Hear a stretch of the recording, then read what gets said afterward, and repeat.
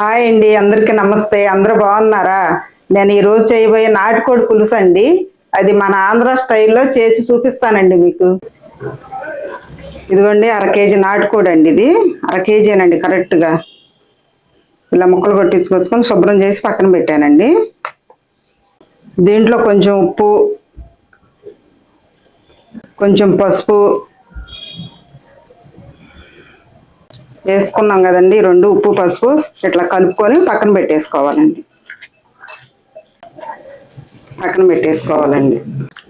ఇదిగోండి 2 ఉల్లిపాయలండి. 1/2 కేజీకి ఈ 2 ఉల్లిపాయలు సరిపోతున్నాయి. ఇవి మనం ముక్కలుగా సన్నగా కోసుకొని పక్కన పెట్టేసుకోవాలండి.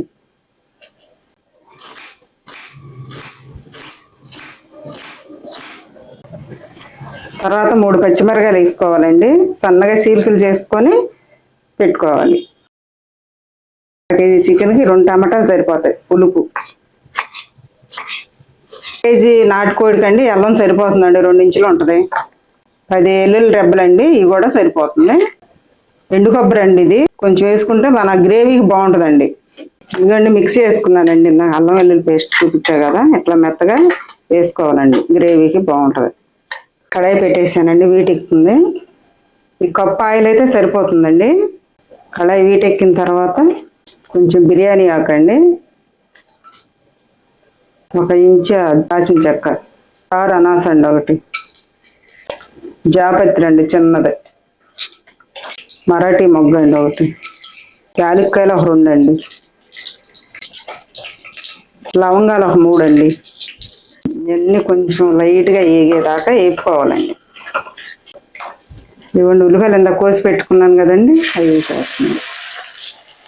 మిరగాయలు సీకులు చేసాం కదండి, 3 వేసుకోవాలండి. ఇలా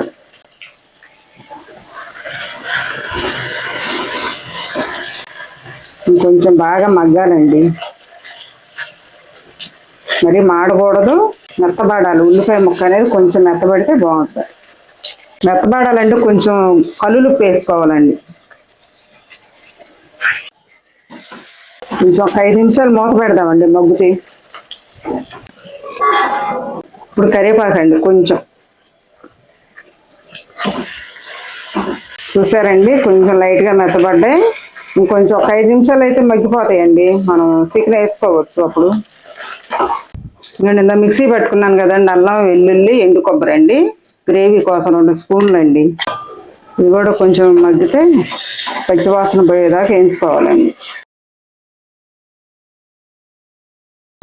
ఇలా కలిపి పెట్టుకున్నాం కదండి 1/2 కేజీ చికెన్, ఇప్పుడు వేసేసుకుందాం.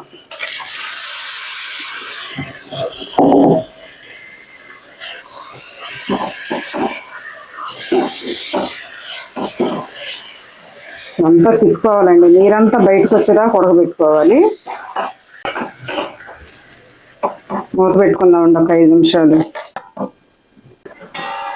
చూసారండి ఎలా మగ్గిపోతుందో. ఒకసారి తిప్పుకొని ఉప్పు కారం పసుపు ఇవన్నీ వేసుకోవాలండి. కారం 2 స్పూన్లు అయితే సరిపోతుందండి. మీ కారాన్ని మీరు ఎలా తింటారో, కారంగా తింటారో తక్కువ తింటారో మీరు చూసుకొని వేసుకోండి. ఇందాక పసుపు కొంచెం వేసాం కదండి, మళ్ళీ ఇప్పుడు కొద్దిగా వేసుకున్నాం.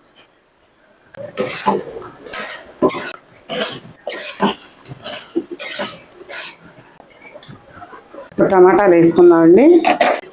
ఇందాక కోసాను కదండి 2 టమాటాలు వేసుకుందామండి. టమాటాలు వేసాం కదండి, ఇవన్నీ మగ్గిపోయిన తర్వాత మనకి కావాల్సిన వాటర్ వేసుకోవాలండి. పులుసుగా ఉండాలంటే ఎక్కువ వాటర్ వేసుకోవాలి. చూసారా ఎలా ఆయిల్ పైకి వచ్చిందో. సిమ్లో పెట్టుకొని ఇలాగ ఉడకబెట్టుకోవాలండి. ముక్క మెత్తగా ఉంటుంది, సాఫ్ట్గా, మాడకూడదు ఎక్కడ కూడా. నాటుకోడి టేస్ట్ పోద్ది అన్నమాట. ఆయిల్ పైకి వచ్చింది కదండి, ఇప్పుడు మనం ఎసరు పోసుకొని 20 నిమిషాలు ఉడకబెట్టుకుంటే సరిపోతుందండి. ఇప్పుడు ఎసరు పోసుకుందాము. 2 గ్లాసులు వాటర్ పోసుకుందామండి పులుసుకి. కారం ఉప్పు ఏదైనా ఇప్పుడే చూసుకొని వేసుకోండి. 15 నిమిషాలు 20 నిమిషాలు మగ్గిపోతుందండి. చూసారండి అలాగ ఆయిల్ పైకి తేలుతుందా. చూసారండి చిక్కదనం వచ్చేసి జస్ట్ 5 నిమిషాల్లో గరం మసాలా వేసుకొని దించేసుకోవటమేనండి.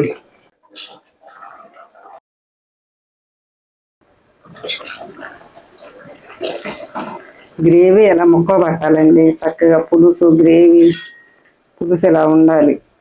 గరం మసాలా అండి ఇది, నేను ఇంట్లో చేసుకున్న గరం మసాలా. కొత్తిమీర వేసుకోవాలండి.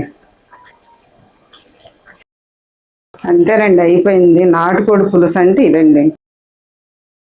నాటుకోడి పులుసు అంటే ఇది ఎలాగ ఉండాలండి, ముక్క మెత్తగా ఉడికిపోవాలి, ఇలా చిదిపితే ఇట్లా అయిపోవాలండి.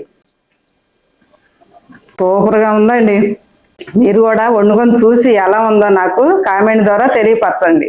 బాయ్.